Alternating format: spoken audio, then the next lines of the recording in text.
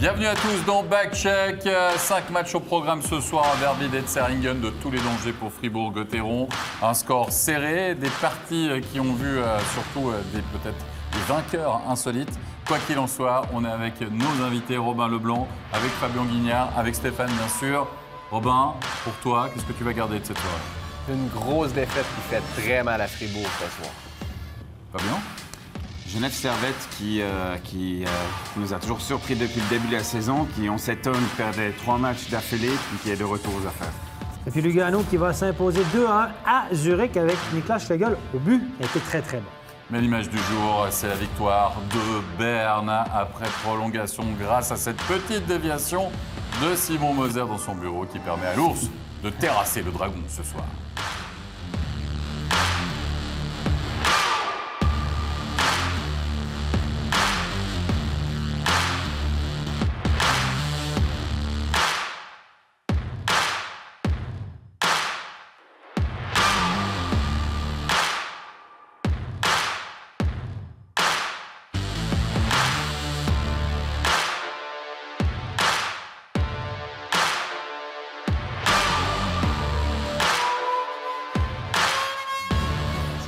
Oh, qu'il est important ce but en effet pour le CP Berne, on y reviendra d'ici quelques instants, mais on va ouvrir le bal, messieurs, de ce Backcheck XXL avec Genève Servette qui restait, c'était la crise totale du côté de Genève. 3 défaites. 3 défaites, ouais. Mais surtout une lourde prestation, une mauvaise prestation, lourde défaite la veille face à Bienne. Ils se devaient de réagir devant leur public, les Aigles, et face à eux, Rapperswil, jamais à quoi s'attendre. Rapperswil avait c'est un blanchissage face à Zurich.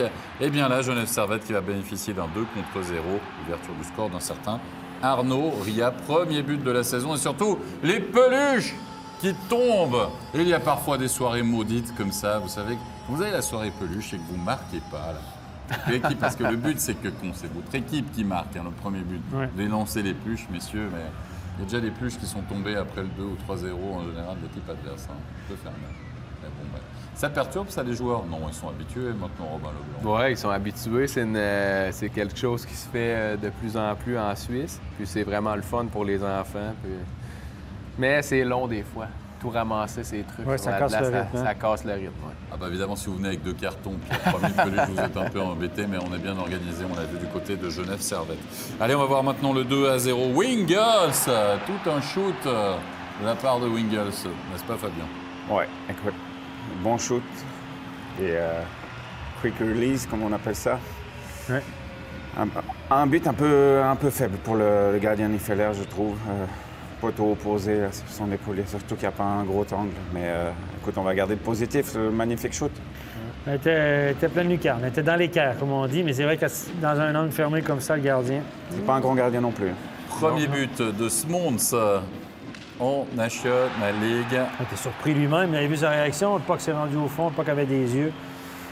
Tire de la ligne bleue. Tout ce qu'il voulait, lui, c'est mettre un puck vers la cage mi-hauteur. Il faut toujours lever un petit peu cette rondelle. Il peut passer au-dessus de la jambière. Si vous ne la levez pas, elle est facile à intercepter. Regardez, le puck avait des yeux. Le pauvre Nifeler, il a fait 39 arrêts la veille face à l'Armada zurichoise. Ça Et là, l'a rattrapé ce 3-0 soir. après 13 minutes de jeu. Merci, au revoir, sympathique. Les soirées se suivent. Retour bien sûr, sur la sans terre. papa. Et voilà. Quel mauvais coaching de la part de Tomlinson, quand même. Aligné 2 fois, Stéphane, le même portier, le Ouais, même week-end. déplacement, il était Oh là fatigué, là, non? mais Moi, ouais, je l'aurais laissé à la certainement. maison ce soir. Franchement, tu l'aurais fait, tout le monde l'aurait fait ici. Bien sûr. On plaisante, c'est du 2e degré, rassurez. Du sarcasme. Absolument. 24e minute de jeu, c'est pas du tout sarcastique. C'est Beson qui va marquer le 4e pour Genève Servette. La messe était déjà dite après 20 minutes de jeu. Genève Servette qui, du coup, se rassure, on va dire, Fabien Guignard, se rappelle qu'il peut gagner finalement dans le championnat. Bon, il se rappelle, je pense qu'il le sait, il l'a déjà vécu assez souvent cette année. Mais on est à quoi? Un mois et demi des playoffs environ? Attends, là, tu es en train de nous dire qu'en fait, il va falloir maintenir l'équipe sous pression parce Non. que le billet est déjà composté. Non, pas sous pression, mais je pense que malgré tout, c'est important. Après 3 matchs, ils font une grosse saison. Et puis après 3 matchs, autant de défaites, je pense que c'est important qu'ils gagnent un certain rythme quand même. On a vu la réduction du score de Christo, ce sera 4-1 après 40 minutes de jeu. Et finalement, Arnaud Ria va réussir un doublé, ça sera le seul but de la 3e période, 43e minute de jeu. À noter, Stéphane, que dans la cage, c'était des clous, 38 arrêts. 38 arrêts, 97 37 arrêts sur 38 tirs. pas mal. Et Ria lui a marqué 2 buts ce soir. Ah oui, doublé pour jeune Arnaud Ria. Mais vu la prestation Son de frère Robert aussi. Mayer Les 2 la frères ont veille, marqué 4 la famille a marqué 4 buts ce soir. ouais, tu veux nous faire toute la soirée avec Oui, non, mais on va en parler. Tu veux parler des 3 étoiles déjà ou Ouais, pas? jingle, non? Ouais. Oh, comme tu nous spoil tout ça, Stéphane, c'est terrible. Non, Qu'est-ce- mais je trouve joli quand même. Tu vois, puisqu'on a Ouais. un écran de contrôle, là, tu Oui. sais qui c'est qui a l'interview? Un joueur de Genève, oui. Oui, à ton avis. Arnaud Ria, tu sais déjà ce qu'il dit ou pas? Non, non. Bon, alors messieurs, on va l'écouter, Arnaud Ria, tout de suite à l'interview. Arnaud Ria, victoire importante pour Genève après 3 défaites de suite, et plutôt avec la manière. Ouais, je pense que ça fait beaucoup de bien. On attendait ce match avec impatience, surtout pour les peluches. Et puis c'était important de faire un très bon match ce soir. On peut parler des peluches puisque c'est vous qui avez déclenché l'avalanche de Nounours là, sur la glace. Avec un premier but cette saison, vous avez ajouté le doublé, comme votre frère du côté d'Ambry avec Bienne. C'est la famille qui gagne. Ouais, c'est ça, on peut dire ça, je savais pas, mais ouais, c'est ça. Puis maintenant, quel sera votre but dans la progression de cette année? Peut-être que votre premier but, ça a été un déclic? Ouais, c'est sûr, ça fait quelques matchs que j'attendais ça. J'avais de bonnes occasions et ça a finalement payé. Et puis j'espère continuer sur cette lancée. Petit message pour Damien. Bravo à toi et à bientôt. Merci beaucoup. Arnaud. Vous n'avez pas pris de pari avant la soirée, messieurs, hein, pour savoir qui allait marquer le plus de buts apparemment. Stéphane, statistiques. Ouais, il y a un joueur de centre de Rapperswil qui a joué 26 minutes 12 ce soir. On doit mettre les mains sur le buzzer pour Tom savoir qui Ernest c'est, n'est pas le joueur le plus utilisé de ce match-là. Tom Ernest a joué 27 hier, 23 ce soir. Petit match pour lui, facile. Et c'était Nico Douner. Et Wow. tu le connais bien? C'était mon joueur de centre l'année passée, ça. Oui, bon joueur. À Langenthal, 26 donc, minutes, ça fait beaucoup hein, pour un joueur de centre. Ouais, C'est beaucoup. c'est beaucoup. C'est Je comme me suis même demandé si c'était pas une erreur, parce que c'est quand même pas. Il jouait sur le premier. Il était aligné Ouais. sur le premier bloc ce soir. Tu joues avec qui? Avec Clark et Chervenka? Ouais.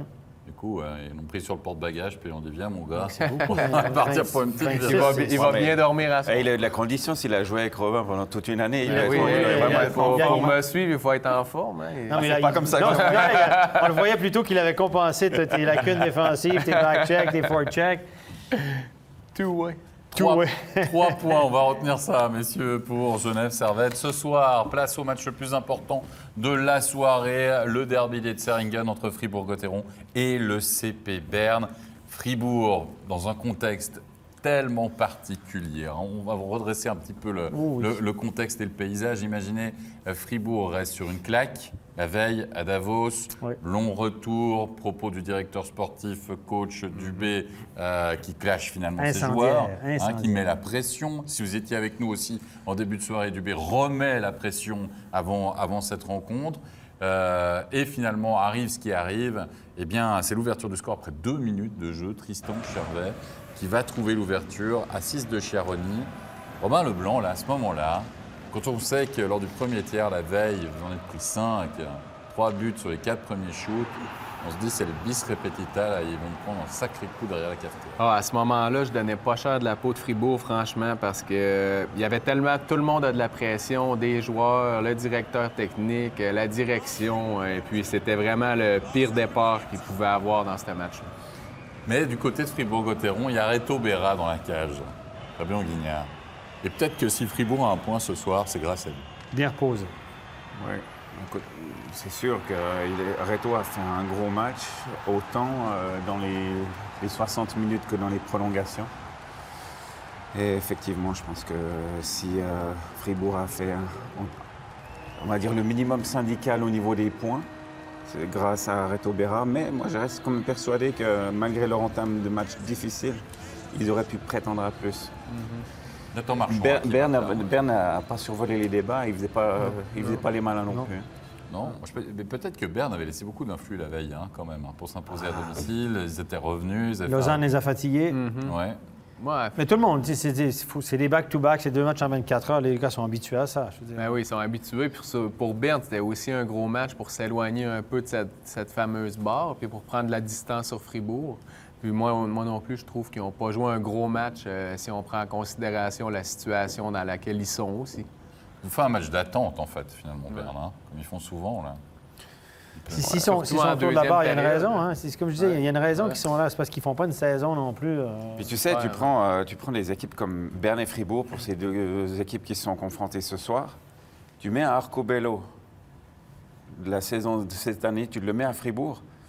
Berne n'est pas aussi haut, hein, parce qu'Arcobello est extrêmement dominant en phase offensive, et il en fait des points. Tu l'enlèves à Berne, Berne serait encore dans une bien autre situation en ce moment. Arcobello, en prolongation, il sortait quasiment plus de la glace. C'est 3 poumons. C'est le meilleur marqueur du championnat de nouveau à 40 points. Ce soir, il marque encore un super but. On va le voir après. La passe en prolongation. Hier, c'est lui qui a la passe décisive en prolongation. On va le voir, ce 2-1 à 45e minute de jeu. Il est dominant, hein? Il est dominant. Il est dominant. On a passé un deuxième tiers, il ne s'est rien passé du tout. Et finalement, le match va s'emballer après cette réussite d'Arcobello. Assise de Praplan, 45e minute de jeu. On a failli croire que ce but était déjà finalement déterminant avec un Reto Berra battu, short side. Là, écoutez, là, c'est un tir parfait d'Arcobello. Côté rapproché au-dessus de l'épaule. Il n'y a pas d'erreur défensive là-dessus. C'est juste chapeau à Arcobello. Ouais. Et puis là, l'égalisation signée Julien Sprunger. Il reste encore un peu de temps parce que c'est la 51e minute de jeu. Et Stéphane, là, tu vas pouvoir nous analyser. On va revenir, on va revoir les ralentis de cette réussite. Avec Karunen battu, un but important ici. Mais regardez ce joueur, là, Buren. Il peine à se relever. Et toi, Stéphane, là, sur cette action-là, on aime bien les ralentis. Toi, tu as vu une punition qui aurait dû être sifflée. Bien, je pense que Julien Sprunger a fait une charge contre la tête à Buren. Je vais vous la montrer. À mon avis, elle sera revue, ça je peux vous le garantir. Regardez bien, on va aller sur la tablette tout de suite. Regardez ce qui se passe. Regardez, là, Julien Sprunger pousse le puck au fond. Regardez ici. Boum! Directement contre la tête. C'est pas une grosse charge, mais ce qui me dérange, c'est qu'il fait une extension du corps. Regardez, c'est le bas du corps de Julien, ici. Regardez, là il va s'extensionner. Regardez. Hop, il saute. Regardez le pied droit. Il s'extensionne vers le haut, touche vraiment son adversaire contre la tête en premier. Tac. On va voir ralentir encore une fois. Pour moi, c'est clairement une charge contre la tête. Toc. La tête gicle contre le plexi, regardez. Donc, il s'en est bien tiré parce qu'à mon avis, il aurait dû avoir une pénalité sifflée contre Julien. Donc, si pénalité sifflée, pas de but après, forcément. 2 plus 10, 5 match, les gars, ça mérite quelque chose? Oui, mais des fois, quand ça se passe vite comme ça, au ralenti comme ça, c'est facile de voir, mais des fois, dans le feu de l'action... J'en sais quelque chose. Je me suis dit ça toute ma carrière. Ouais. Dans le feu de l'action, c'est plus difficile. Oui, mais là, messieurs, moi, je peux vous dire quelque chose, là? Allez. T'as l'angle, là, du ralenti, là, de la télé, là. Parce qu'il faut encore voir où est passée la caméra. Ouais. Parce que si tu le vois, selon l'angle où tu le vois, tu peux dire, ouh, il y a peut-être tête ou il n'y a pas de tête. Mais là, j'ai envie de dire que les images risquent de ne pas parler en faveur de Julien sur ce coup-ci. Je ne sais pas si c'est assez pour une suspension. En tout cas, une pénalité sur le match 2 plus 10 durant le match, c'est le minimum, donc il n'y aurait pas eu de but.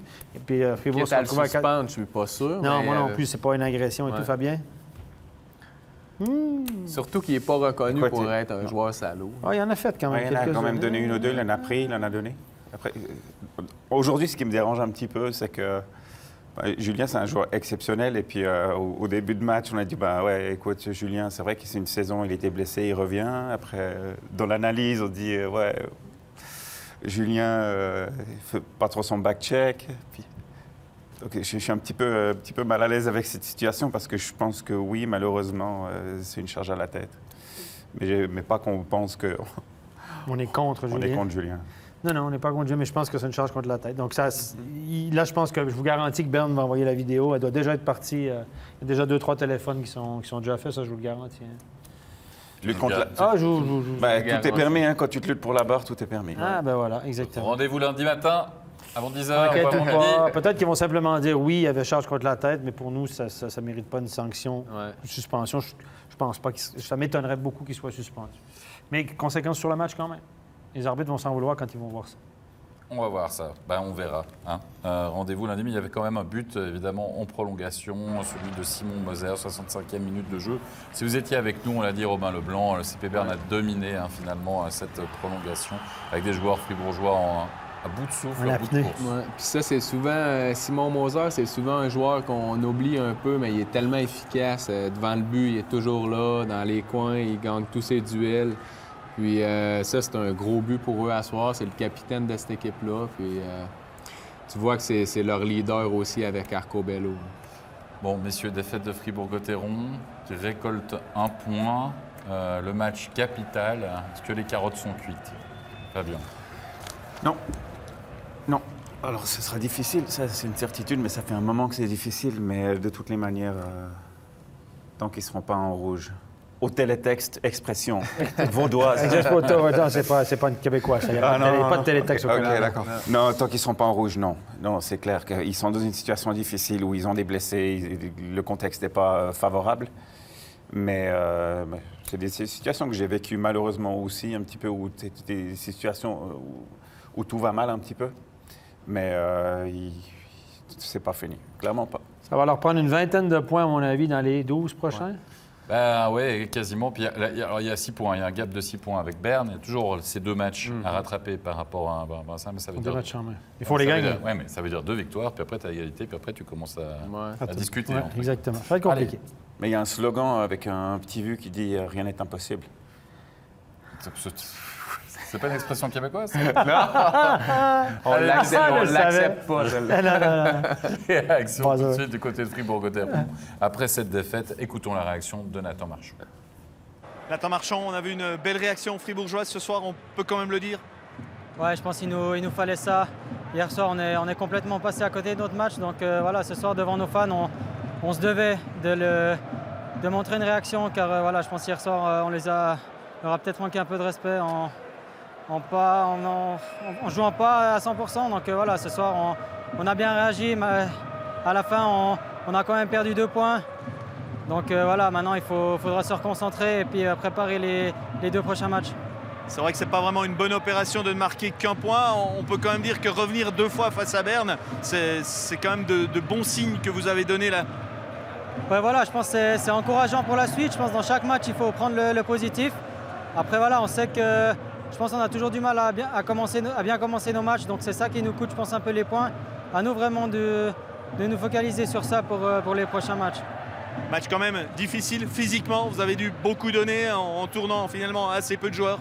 Ouais, exactement. On a un effectif assez réduit, mais voilà, on fait avec. On a montré qu'on pouvait faire quand même un bon match avec un effectif réduit. Donc moi, j'ai pas de souci avec ça. On a les joueurs qu'il faut pour aller chercher les points chaque soir. Merci bien. Et oui, c'est ce qu'on attend du côté de Fribourg-Gotteron, évidemment, pour continuer d'espérer une participation au play-off. On va marquer une pause dans cette soirée de National League au niveau des matchs, mais pas au niveau des émotions, puisque du côté de Zurich, on rendait hommage ce soir à un certain Robert Nilsson. Robert Nilsson, champion avec les Zurichois. C'est un point par match avec le Z en Suisse. Hein. C'est 197 matchs pour lui, 198 points. Tout un joueur, Robin Leblanc, comme on dit. C'était le joueur avec, quoi, on va dire, licence suisse, peut-être le plus cher de notre championnat, en tout cas le plus coté. Hein. Oui, il était vraiment bon. C'était un bon joueur des 2 côtés de la patinoire. Il a bien aidé Zurich. Puis malheureusement, avec toutes les commotions qu'il a eues, sa carrière elle a été écourtée.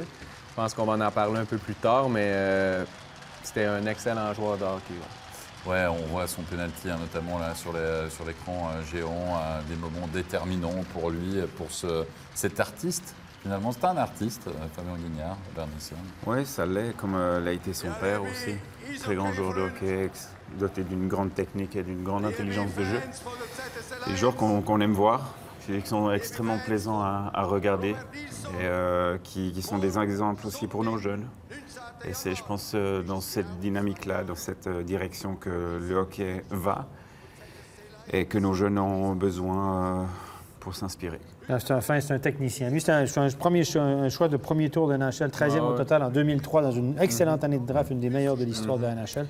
Et 13e au total, il a joué 4-5 ans à NHL du côté d'Edmonton avant de revenir ici en Europe et de jouer du côté de Zurich. Mais comme l'a dit Fabien, c'est un technicien, c'est un joueur de l'ère moderne. Le hockey a changé, je pense, pour le mieux, avec moins de déchets, beaucoup plus de techniciens, de finesse. Et lui, c'était vraiment un fabricant de jeu. C'était pas un grand buteur. Hein? C'est le gars qui remplissait pas le but, mais il faisait beaucoup. Il créait de l'espace pour ses coéquipiers, il démarquait ses coéquipiers. C'était un passeur. Tous les joueurs qui jouaient avec lui étaient tout à coup apparaissaient nettement mieux. Ouais. Donc, c'est vraiment un joueur qui rendait les autres meilleurs autour de lui, un technicien, beau à voir jouer. Et puis, moi, je l'ai arbitré aussi, ce gars-là. Je trouve que c'est impeccable au niveau de l'attitude, rien à dire. Ce que j'espère, c'est qu'il reste en Suisse et puis que Zurich arrive à le garder dans l'organisation, qu'il puisse faire profiter de tout ça à nos jeunes. Bon, et on nous annonce qu'il repart en Suède la semaine prochaine, mais c'est vraiment un joueur en effet qui marquait notre championnat. Rappelez-vous, on en parlait là. Ah, il va signer. Est-ce que Zurich va le prolonger ou pas? Est-ce qu'il y a un club qui va pouvoir le piquer? Enfin, il avait une valeur véritablement. On se disait, ça va être le plus gros contrat, le plus gros salaire de notre championnat. Il a 33 ans au moment où arrive le choc avec Beat Forster. Et puis nos collègues alémaniques sont allés le rencontrer justement. Il était de passage à Zurich avant cette cérémonie. Et vous allez voir cette interview. C'est une interview un peu croisée. On ne va pas entendre notre journaliste, mais il est avec son épouse. On l'a vu sur les images là, lors de la cérémonie. Et c'est assez intéressant et beaucoup d'émotions. Regardez ce sujet. Et puis on en parle après.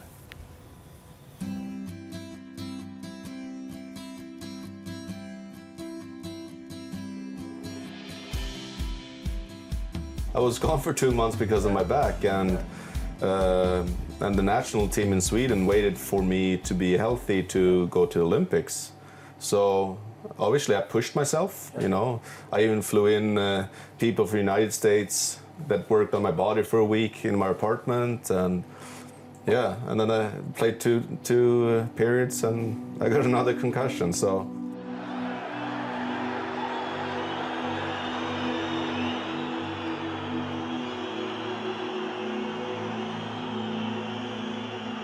He got hit on the same side I was sitting, so I didn't see that it was him. I just saw someone was down, and then when I realized it was him, I just ran across the whole stadium and into tried to get into the locker room, and I remember you coming.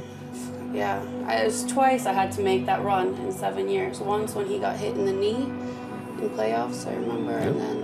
But the knee is the knee, that's not... Yeah, the knee is the knee, but when I found out that he got hit in the head, it was really... I think I was in denial at first, too, because you wanted to say, it's okay, nothing's wrong, and then, then we realized it was another concussion. Yeah, I mean, for me, that's hockey. That's how it is, and some people have problems with, knees and shoulders. I think my dad had probably 12, 13 surgeries, and so...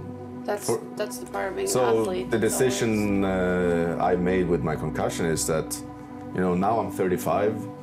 At the time I was 33, but is it risk reward going back to play if you can play on the top level for another 3, 4, 5 years? And it's not... The decision is quite clear that you want to be able to live your next 50 years of life good, Yeah, you have to get ready when we have babies. Yeah. It was a really, really difficult moment for us because the thing about concussions is the symptoms could be the same as maybe you have just a bad day. I sometimes got lost in reminding myself that it is the concussion, and so I just had to be strong and kind of just support as much as I can. But that was one of the best moments, was when he went to get treatment and he came back and I saw that's my Robert again, and that was a breakthrough moment for me. From that day in February 2019 to now January 2020, I've taken a lot more steps, but that was I would say for her, the biggest step to see that, he has some energy in life and he's happy, positive, because, I went into, I don't know how you say it, if it was deep or not, but I went into depression for, 3-4 months where, it's really tough.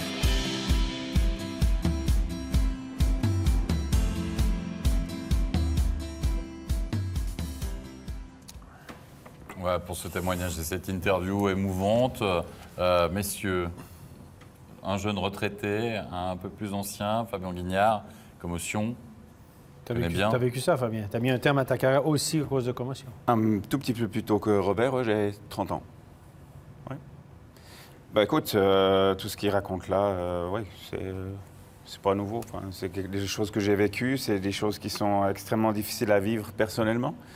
pour l'entourage aussi, qui peut avoir aussi une compréhension pour un certain moment, mais à la longue, tu sais, tu es vraiment un boulet, quoi, si on peut le dire comme ça.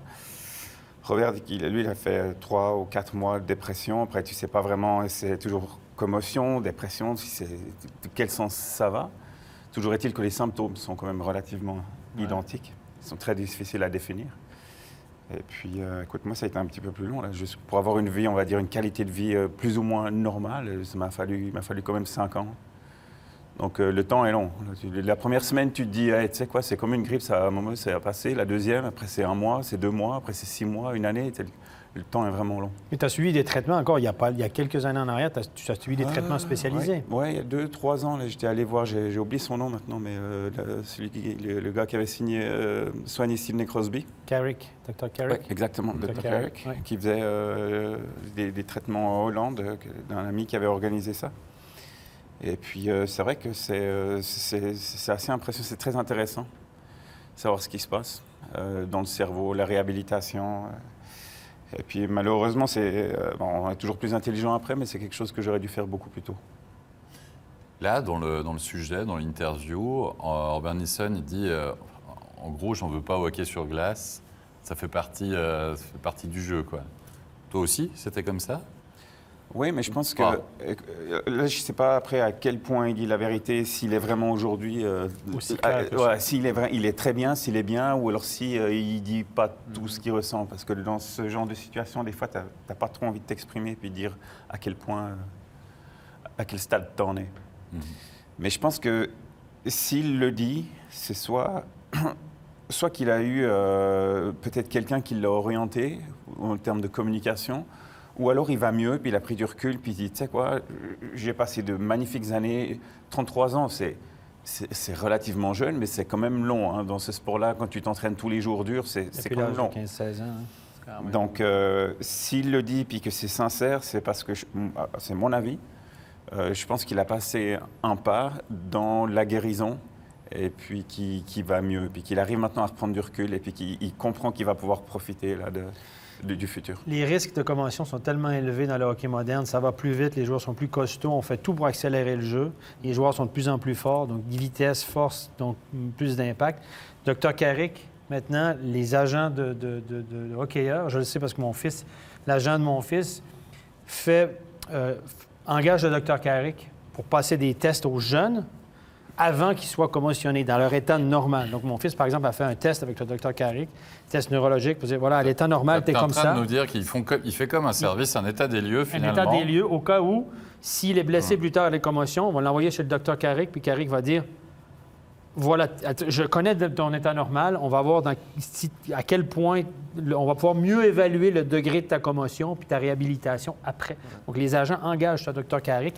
Il y en a d'autres médecins, mais celui-là, c'est le plus connu, pour faire évaluer les joueurs avant qu'ils soient vraiment commotionnés, pour pouvoir mieux les guérir après et que ça aille plus vite, etc. C'est un service qui... c'est une donnée. Les commotions, ils sont beaucoup mieux suivis de nos jours parce que moi, je me rappelle, j'ai eu au moins 2-3 joueurs que j'ai joué avec eux qui ont aussi terminé leur carrière à cause de des commotions.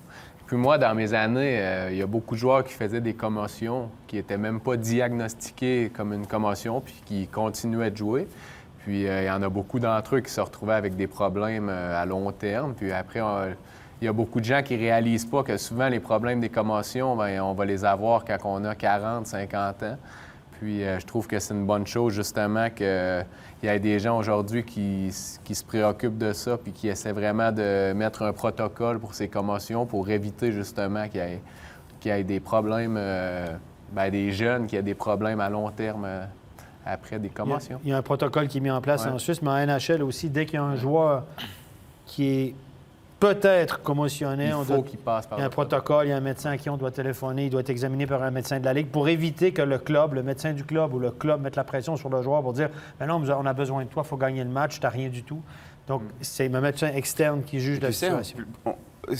Alors moi, quand j'ai rencontré les médecins du Dr. Carrick, c'était vraiment très intéressant. Puis tu apprends aussi que c'est bien pour les commotions, pour pouvoir anticiper. Tu as un programme pour ceux qui ne les ont pas eu encore et puis qui puissent après faire des comparaisons. Mais il peut s'avérer que tu sois, par exemple, tombé quand tu avais 2-3 ans d'un vélo. Ouais, c'est ça.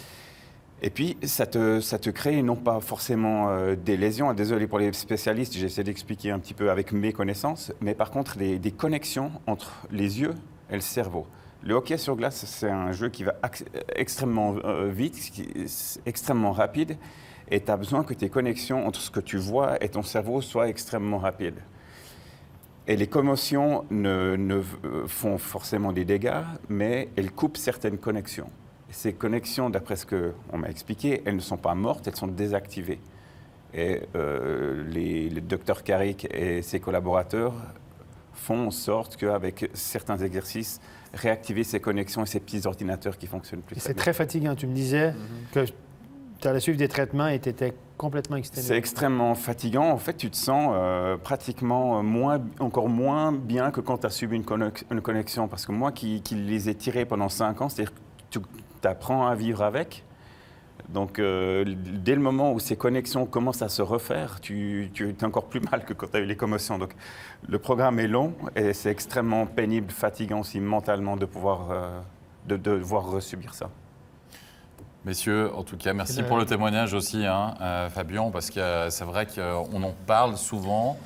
On en parle toujours d'une manière souvent incomplète aussi, d'accord, Stéphane? On a essayé un petit peu d'ouvrir justement la discussion par rapport à ça. Et les solutions, moi, c'est les solutions aussi. Puis d'où l'importance aussi d'être plus sévère avec des gestes qui sont directement dirigés vers la tête. C'est comme ça aussi que les joueurs ils vont y penser avant de faire une mise en échec un peu borderline, comme on dit.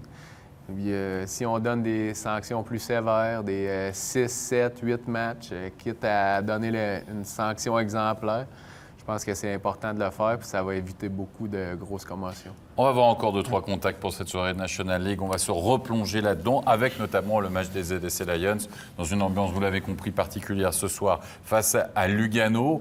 Et d'un autre côté, il y a une équipe de Lugano là, qui a perdu des plumes face à Langnau. C'était peut-être pas prévu sur le plan de parcours. Et Lugano qui a su réagir ce soir avec une ouverture du score, 6e minute de jeu.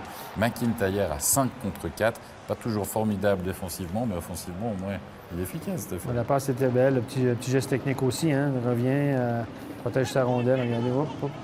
Ça, c'est quelque chose qui s'entraîne. On voit ça de plus en plus là, sur le power play. Les joueurs qui reviennent comme ça avec le puck vers l'extérieur. Comme ça, ils peuvent... On ne peut pas leur enlever la rondelle, ça peut surprendre le gardien. Simic qui va égaliser à 5 contre 4. Un joli one-timer là, de la part de Simic. Il n'y a pas grand-chose que le gardien pouvait faire là-dessus. C'est un très bon lancer parfait, côté opposé. C'est exactement ce qu'il essayait de faire. C'est peut-être son premier de la saison. C'est peut-être que tu dis ça, toi. Il y en a un qui lui avait été attribué, mais qui était, sauf erreur, au début de saison, mais qui n'avait pas marqué. C'est pas son premier, c'est un de ses premiers. En tout cas, il va vérifier, mais il n'avait pas marqué beaucoup. C'est pas son premier. C'est peut-être son premier, mais c'est parmi les premiers. On va voir. Il faudra vérifier. C'est la soirée des grandes premières. Quoi qu'il en soit, c'est Clazen à la 40e minute de jeu qui va pouvoir donner un avantage crucial à Lugano et décisif. Regardez, avec un assist de la bande, ça aide, qui va pouvoir battre le portier zurichois ce soir. Victoire importante ici. Mais à noter que c'est Schlegel qui défendait la cage de Lugano. Oui. Face à qui? Face aux ZSC Lions. Oui. Un petit sucre, une petite motivation Il supplémentaire. jouait contre son ancienne équipe. Avant de la Berne, évidemment, il était à Zurich. 23 tirs seulement par Lugano ce soir. Schlegel a été bon, 96,4 arrêté 27 des 28 tirs contre lui. Et Lugano? Ils sont toujours là. Ouais. Ouais. Ils sont toujours là, en effet. Une équipe qui se replace gentiment. Ouais. Nouveau staff d'entraîneur. Ouais, mais ils ne font pas les points, là, on l'imaginait. Non, ils perdent à Langnau hier soir, mais c'est jamais facile d'aller gagner contre Langnau, c'était à Lugano. Toi, tu dis ça. Ouais. Non, ce soir, c'était à Zurich. Non, mais hier, c'était à Lugano. Si tu le dis. Donc, ça marche je dis. Hier, c'était Chorney qui jouait. Ce soir, c'était possiblement en défense. On a un étranger en plus en défense. Donc, on voit, Serge va toujours avec 3 attaquants étrangers et Chorney est possiblement se sépare le travail, un peu comme les gardiens à Fribourg. Ils ne jouent pas 2 matchs en 24 heures. On se réjouit de voir en tout cas ce classement à la fin de cette émission. Messieurs, on va passer maintenant à Ambri-Bienne. On le sait, Stéphane, c'est toujours difficile d'aller jouer à la Valachia. Oui. Et Bienne, là encore, est traîné une nouvelle fois ce soir. Mais on a d'abord une séquence à vous montrer avec Benjamin Kantz, qui n'a vraiment pas de chance en ce moment avec passablement de contact. Il est dans sa peinture, Stéphane. Là, il n'y a rien eu. Là, c'est un contact assez Là, tu as dit, ça c'est interférence, ça. Tu m'as montré un match la dernière fois, tu m'as dit, hey, ça c'est interférence, ça. Ça, le c'est grand une pénalité. animateur, là, qui pense qu'il n'y a rien, là, c'est interférence. Ça, c'est une pénalité. Fuchs, est-ce qu'on a donné une pénalité là-dessus? Mais le défenseur d'Ambry, il l'a quand même. hein. Oh, il l'a poussé un peu, Ouais, mais je veux dire, mais- il force le Mais passage. c'était difficile d'éviter, mais c'est... Et si tu drives le net comme ça, puis tu sais qu'il n'y a pas d'espace, tu y vas quand même, à moins que, évidemment, si le défenseur te croche-check, une grosse mise en échec et tout. Ouais. Mais là, il force le passage, il rentre dans le gardien. Pour moi, il aurait dû avoir une pénalité donnée contre... On doit être intransigeant. On parlait Ouais, des ouais. commotions. On doit protéger les gardiens. C'est une cible facile. Les gardiens sont sujets aux commotions aussi. Hein, Ben oui. Ben oui. Surtout sur des jeux comme ça. Ben oui, ben oui, ben oui. Là, Ça, c'est tu une les pénalité. protèges comment, là, tes gardiens là? Tu Parce donnes que des là, dans le pénalités? jeu, là, ouais, mais je suis d'accord, mais tu donnes une pénalité, là, mais dans le jeu, là, il y a contact à la tête, non? Le premier contact, il se fait où?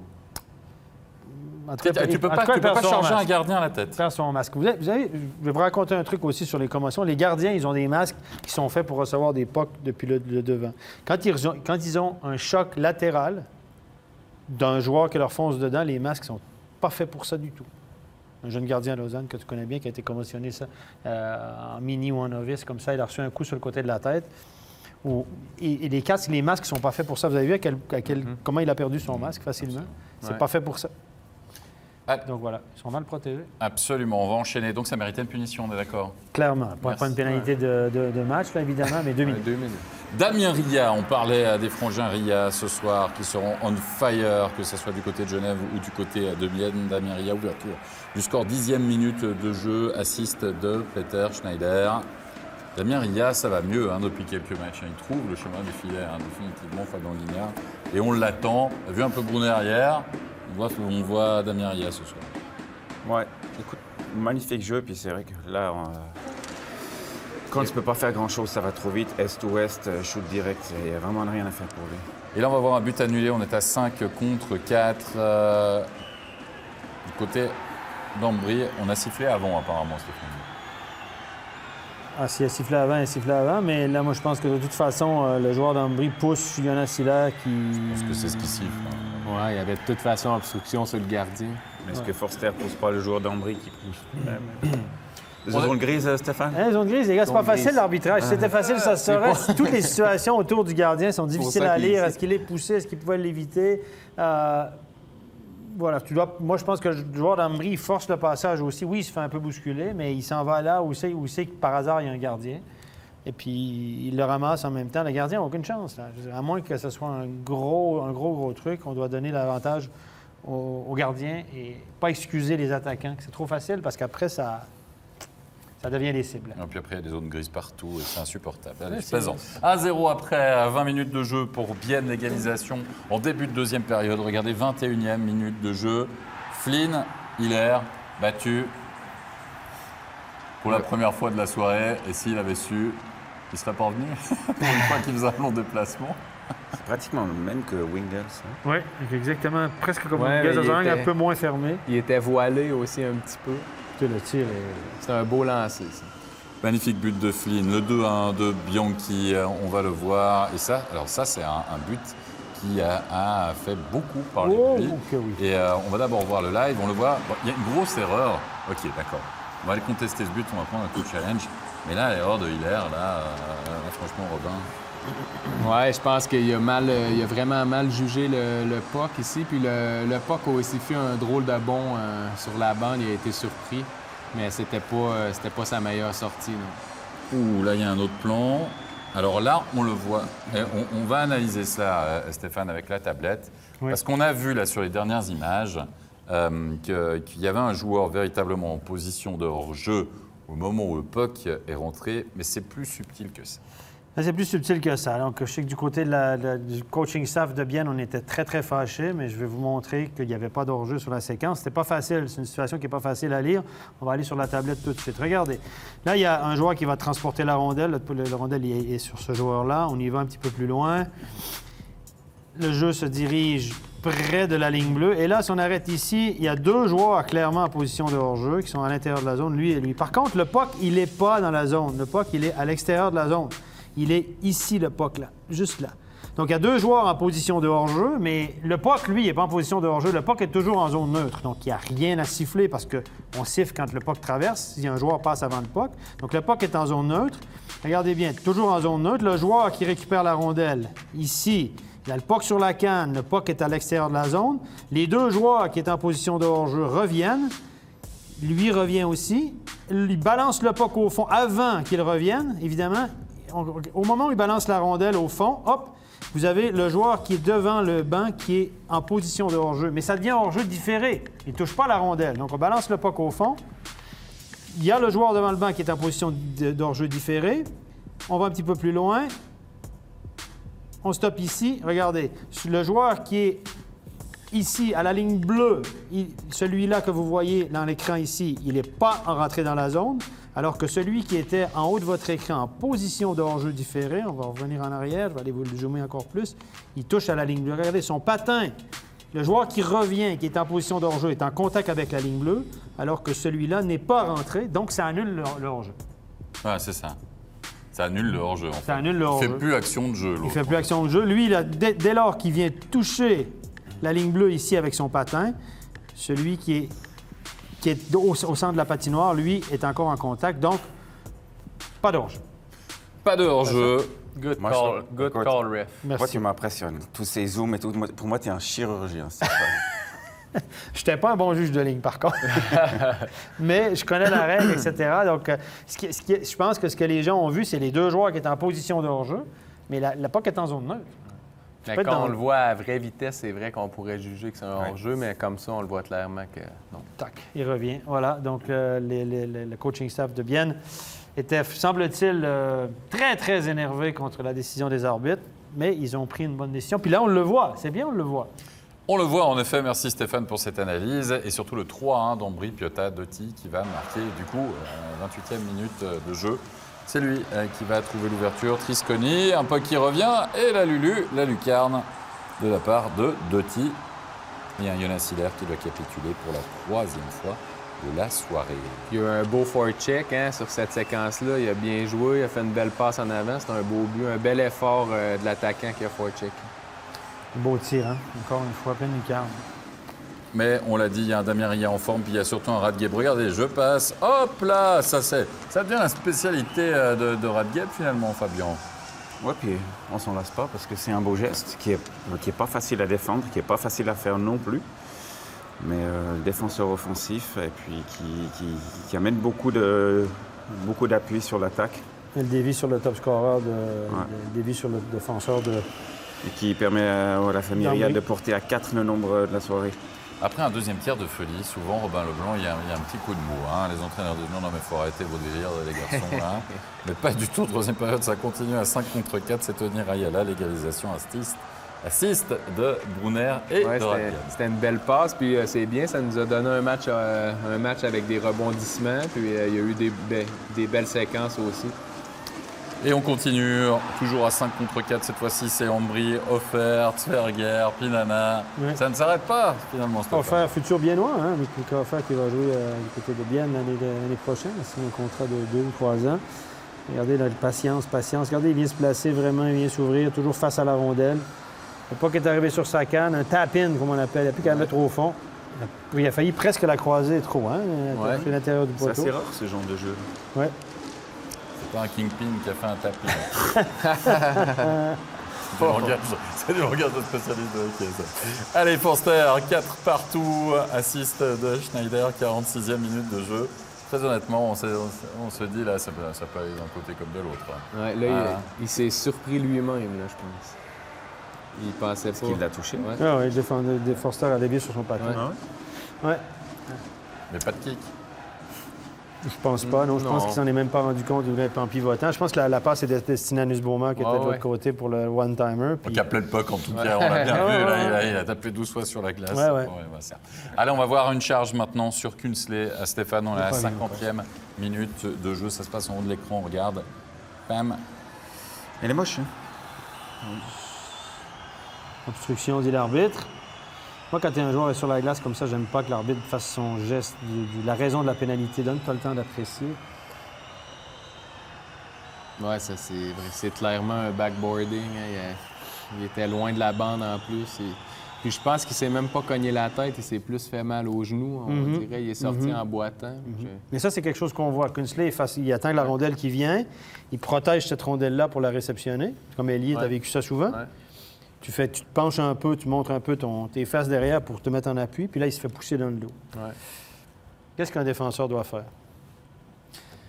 Écoute, avec toutes les discussions qu'on a ici, et dans les journaux et partout, moi, je pense que le gars qui est déjà en position, comme ça, tu vois son numéro, tu n'as pas le droit d'aller le frapper. Tu peux le pousser, mais il n'y a pas vraiment de raison là. Puis dès le moment où tu le frappes et que le gars part en avant, tu sais de toute façon que c'est une pénalité. Donc, j'ai envie de te dire, à quoi bon? C'est soit tu le contiens, ou alors, si tu vas être dans une situation de surnombre, ou d'infériorité, pardon, ben, tu rentres à la maison puis tu défends. Mais je ne vois pas vraiment l'intérêt. De toute façon, tu sais que tu vas finir au minimum sur le banc des pénalités si c'est pas sous la douche. Moi, tu prends pas le puck. Ben, moi, j'aime pas ça.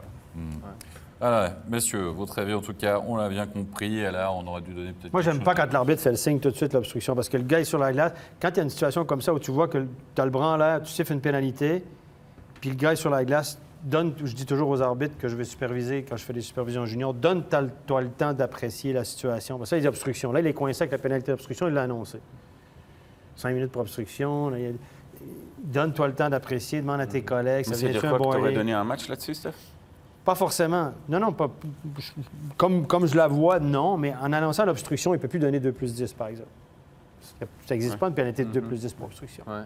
Là, s'il se dit 2, c'est pas assez sévère, s'il aimerait bien marquer le coup avec un 2+10. Boarding, tu peux donner 2+10. Ouais. Charge dans le dos, tu peux donner 2+10. Cross-out, tu peux donner 2+10. Mais cross-out, non, pas la cross-out. Il aurait pu se donner un petit peu plus de temps. On me dit de nous dépêcher. Oui, un on se dépêche, d'accord. d'accord. Le temps que tu fasses toutes les séries. Je pense que les gens ont bien compris. Oui, c'est ça. On va voir le 6-5. Parce qu'il y a un vainqueur quand même, puis c'est Ambry Piotta qui va finalement s'imposer dans cette rencontre en prolongation avec Finn qui va récupérer ce puck qui va plus vite que tout le monde et qui peut finalement couper un Jonas Hiller un peu malheureux sur cette séquence. Bien défait donc du côté d'Ambry Piotta qui signe une victoire importante, 2 précieux points pour les Léventins ce soir. Réaction du côté de Bienne, on l'a vu, double buteur ce soir. On va écouter tout de suite la réaction par là, Damien Ria. Damien, grosse débauche d'énergie ce soir à Ambry, mais qui mène finalement à une défaite en prolongation. Ouais, c'était, je dirais, un match difficile. Après, on a su revenir au score et puis le match était mieux pour nous, mais c'est vrai que ce match, il doit jouer 60 minutes pour nous. Justement, c'est pas 60 minutes parce qu'on enlève ces 7 minutes très compliquées en début de deuxième période. Ouais, c'est ça, on leur a donné de l'espace et puis voilà, ça se paye cash et ils ont su en profiter. Et puis de notre part, ça ne doit pas se passer comme ça. Et puis voilà, il faut apprendre et jouer mieux le prochain match.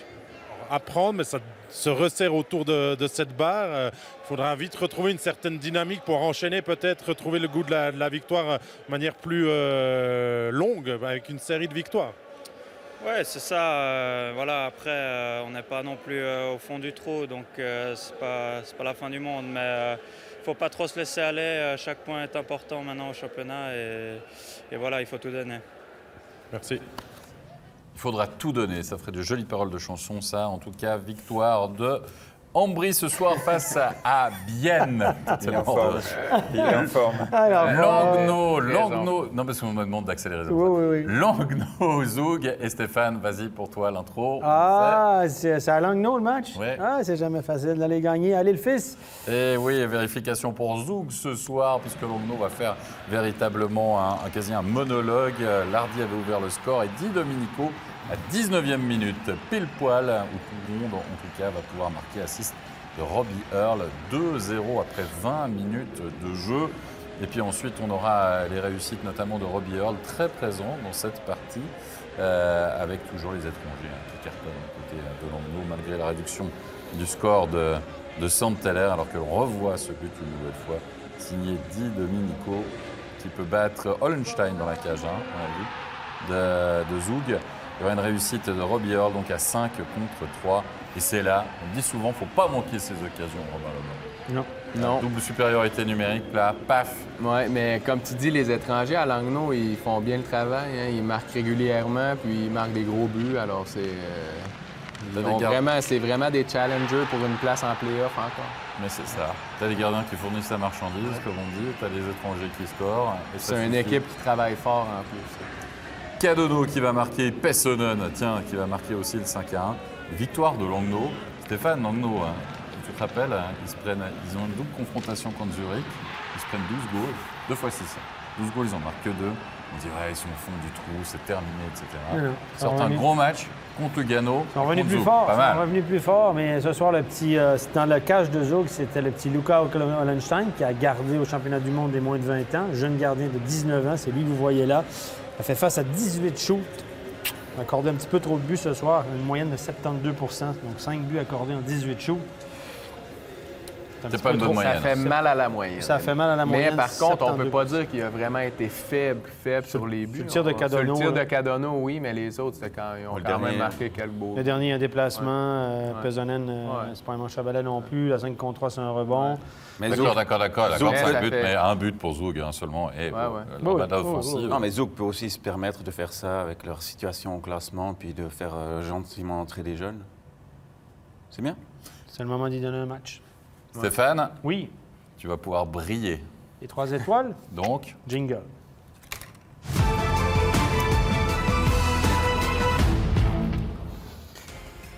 Futur Fribourgeois. 3e étoile de la soirée, futur Fribourgeois. Vous l'avez compris, Chris Di Domenico, un but, un assist ce soir, qui fournit toujours la marchandise, finalement, à Robin Leblanc. Un Chris Di Domenico, c'est simple, quand il garde ses nerfs, en général, il est étincelant. Ben oui, il est bon, il patine super bien, il est dangereux pour marquer, il marque des buts, il est capable de faire des passes. Alors, si, comme Stéphane dit, il va à Fribourg, il va leur faire un grand bien offensif. Lui, il va mettre des émotions dans la cabane aussi. En plus, oui, parce que c'est un genre de Brad Marchand de la Suisse. Ouais, c'est certains soirs, là, il est... Il est chiant. Fribourg ont besoin d'un joueur comme ça va leur mettre un peu d'énergie dans l'équipe. C'est ça. Il n'y a pas toujours beaucoup d'émotions lors des interviews, mais il a retrouvé son efficacité sur la glace. C'est Damien Aria, Fabien Guignard, auteur d'un doublé ce soir pour Bienne. Il trouve de nouveau, on va dire, le chemin des filets pour lui. Peut-être quand même une très bonne fin de saison. Oui, tant mieux. Écoute, il a eu une bonne saison l'année passée, peut-être un petit peu plus difficile cette année, mais ça reste un jeune joueur. Et puis, ce qui est important aussi, c'est qu'il finisse bien sa saison. Moi, je suis convaincu que Bienne fera les playoffs. Il sera juste à point au bon moment. Ouais. Alors, je ne connais pas exactement quel était le style de cuisson, en tout cas dans la cocotière familiale, mais la fratrie a fait très fort, puisque dans la famille Ria, j'aimerais maintenant Arnaud, première étoile de la soirée. Passe un bon dimanche dans la famille Ria demain. Bah oui, il a marqué son premier but de la saison, puis doublé en National League, s'il vous plaît. Oui. Non, mais on dit à Genève, c'est toujours les étrangers c'est toujours les étrangers qui marquent. Là, en l'occurrence, ah non, Boson a marqué aussi ce soir, donc ça fait du bien. Ça, c'est une victoire qui fait du bien au moral. On avait perdu 3, on gagne à la maison contre Rapperswil. Ton gardien sort un gros match, ton deuxième gardien de guillemets sort un gros match, qui sera ton premier l'année prochaine. Les jeunes marquent, Boson marque, Ria marque. Tout est beau. Oui, puis il n'y a personne qui voyait là en plus. Non. Genève en début de saison, alors. Donc, eux, ils sont dans la donne positive depuis le premier match de la saison. Exactement. Tout ce qui leur arrive, c'est du bonus. Exactement. Oui, c'est du bonus. Puis là, maintenant, de toute façon, c'est quasiment... ils peuvent assurer les 4... être parmi les 4 premiers. Quoi. Ça doit être l'objectif de fin de saison. Ça, c'est clair. Les 4 premiers sont détachés. On va récapituler les résultats de cette soirée, des 5 matchs de National League, avec notamment le derby des Zeringen remporté donc par le CP Berne, Ambry qui s'impose également après prolongation face à Bienne, et 2 succès 5-1 de Genève face à Rapperswil et de Langnau face à Zug, et la victoire importante à l'extérieur de Lugano face aux ZLC Lions. Le classement. Zug, 68, 68, 68, 67. Les 4 premiers sont connus. Les 4 premiers sont connus. Ouais, tu le dis ça, toi? Il y a 12 points d'écart avec le 5e. Moi, je pense que 12 points d'écart avec 14, ça va être dur. Moi, je pense que les 4 premiers, là, amusez-vous, ça va être ces 4. Ensuite, la lutte pour la barre avec Bienne, 55 points, Lausanne, 54, Langnau, 54, Berne, 52. Ça donne l'impression que c'est quelqu'un qui a, je sais pas, qui a un hockey au loto, quoi. 52 avec Lugano. 47, il y a un petit gap, c'est vrai, pour Ambri-Piotta, mais franchement, c'est très, très, très, très serré. Et Fribourg-Gotteron, 46 points, on l'a dit, 6 points, mais attention, 2 matchs de moins. Il ne faudra pas les perdre, hein, ces 2 matchs qui restent encore au compteur, on va dire, de Fribourg-Gotteron. En Suisse League, on joue également ce soir. Les résultats, la victoire étriquée des Gitseka Lions 4-3 face au Ticino Rocket, le succès 4-1 de Holton face à Viège, Sierre qui grappille un petit point, même pas, non, hors de danger. La même chose face à Turgovie, Zug Academy qui s'impose 4-3 face à la Chaux-de-Fonds, 7-0 pour Cloton face à Winterthur et Langenthal, 7-4 pour Ajoie face à Langenthal qui trouve la solution sans pourtant Hazen dans l'effectif du côté d'Ajoie. Marque des buts. Cloton, Holton, Ajoie, Viège, Turgovie et Langenthal, ça c'est déjà fait, Les c'est 6 déjà connus sont bon. connus. Aïe, aïe, aïe, il risque d'avoir une guéguerre pour la dernière place, là, à 3 en tout cas entre les Gitseka Lions, Chaux-de-Fonds et Sierre. Voilà, on va voir si ça a bougé du côté de la Chaux-de-Fonds, hein, parce qu'il semble que là, il va falloir peut-être... Qu'est-ce qui se passe à la Chaux-de-Fonds? C'est pas une saison facile. Hein. C'est pas une saison c'est facile. Vraiment difficile. C'est parti tout croche, là. Puis ça vient de c'est pire comme en Fribourg, pire, c'est hein. parti tout croche. Puis whoop, t'as un embelli. Puis t'as l'impression que des fois, c'est tellement dur de rattraper le. Ouais. Ils sont vraiment dans une spirale négative, c'est incroyable. Puis on dirait que chaque match est un challenge. Tout à coup, une ou deux bonnes performances. Si là, c'est reparti. Puis whoop, ils repartent. Tu es en train de nous dire que la mode des GM là, à la bande là, risque de reprendre un petit peu de... En tout cas, la statistique. Ça devrait de toute façon jamais arriver. Moi, je pense pas non plus. Je pense pas que c'est une bonne solution à long terme. À court terme, peut-être pour une semaine, comme Steinegger avait fait. Une semaine ou deux, là, le temps de trouver quelqu'un, faire le bon choix, etc. Tu peux apporter une impulsion au début. Mais il faut que ça change assez vite. C'est de mettre beaucoup de pression. Là, regarde, beaucoup de pression sur Dubé maintenant. Beaucoup de pression sur le Burkhalter à Chaux-de-Fonds. Les gars, ils s'exposent terriblement. C'est hyper stressant. Pour eux, ça doit être des saisons, mais parce que normalement, très difficile émotivement. Un joueur, tu veux pas voir le GM dans la chambre. Normalement. Parole de joueur. Mais c'est vrai. On entend souvent ça. Et j'ai appris que Burkhalter coachait aussi les U15. Ah ouais? À la Chaux-de-Fonds. Parce qu'il n'y avait plus de coach. Ça fait beaucoup pour un seul. Ça commence à faire pas mal de travail, oui. Effectivement, beaucoup de pression pour un seul gars. On aura largement le temps d'en parler, notamment facile. mercredi, parce qu'il y aura de la Suisse, bien sûr, à suivre sur MySports. On va remercier nos invités. Merci Robert Leblanc, merci Fabien Guignard. Merci à vous. Stéphane, on se retrouvera la semaine prochaine, le week-end sûr. prochain. Et puis il y aura 3 matchs également de National League à suivre, bien sûr, mardi sur MySports. Merci à toute l'équipe technique. Très bonne fin de soirée à tous. Bye bye, bonne nuit.